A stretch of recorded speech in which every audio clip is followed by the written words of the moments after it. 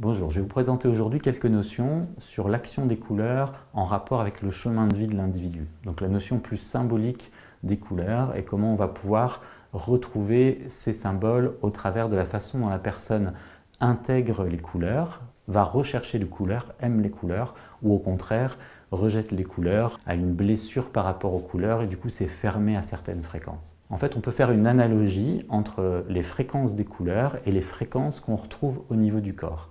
C'est-à-dire de la partie basse du corps, les basses fréquences, jusqu'à la partie haute du corps, les plus hautes fréquences. On va retrouver cette analogie au niveau des couleurs aux fréquences les plus basses, qui vont être autour des écarlates, des rouges. Et puis on va traverser les couleurs de l'arc-en-ciel pour arriver aux fréquences les plus élevées, au travers des bleus, du violet, qui va correspondre à la partie supérieure du corps, voire à la partie qui est au-dessus de nous.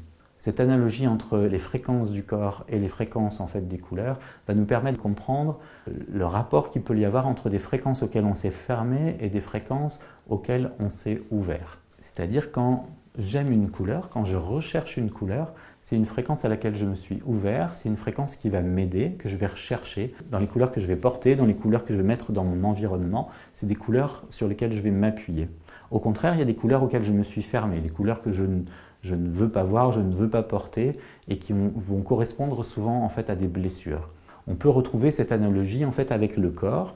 Et alors, moi-même étant ostéopathe, je suis toujours étonné de voir le rapport qu'il va y avoir entre des fréquences auxquelles on s'est fermé et auquel cas on va retrouver sur le corps physique une empreinte avec des tensions et des rétractions dans cette région-là. Et puis au contraire, des fréquences auxquelles on est ouvert et on va retrouver au contraire, par exemple, si on pense au turquoise qu'on va retrouver dans la région autour du plexus cardiaque, et bien si on s'est ouvert à cette fréquence-là, souvent on va retrouver une zone qui est très ouverte. Si on s'est fermé à cette fréquence-là, on va retrouver une zone qui au contraire va être très en rétraction. Ce qui est très joli en fait avec le travail avec les couleurs, c'est qu'on ne va pas travailler directement avec la fréquence par exemple sur laquelle il y a une blessure, mais on va pouvoir travailler sur l'axe entre la couleur et sa complémentaire. Par exemple, si on pense au turquoise, la complémentaire du turquoise c'est l'écarlate. Que représente une couleur complémentaire? C'est le fait que si on associe ces deux couleurs-là, en les projetant par exemple, on obtient du blanc.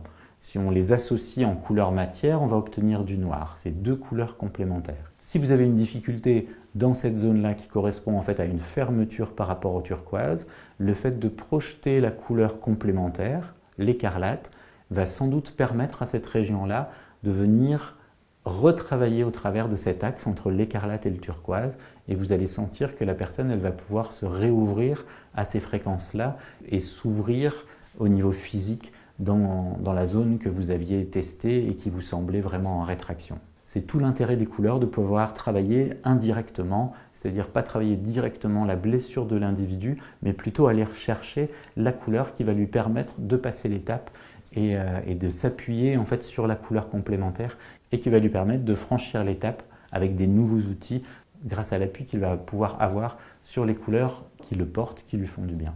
Donc lors de notre formation de couleur thérapie, dès le premier niveau, nous allons aborder cette notion de symbole et de chemin de vie en fait, lié aux couleurs et qui vous permet au travers de tests simples, soit manuels, soit grâce à un programme informatique, de voir comment la personne répond aux couleurs qui l'environnent et du coup pouvoir s'appuyer sur ces tests-là pour pouvoir appliquer un traitement en couleur thérapie. Au plaisir de vous retrouver, n'hésitez pas à retrouver plus d'informations, le programme de la formation couleur thérapie niveau 1 et niveau 2 sur le site nemi-santé.com.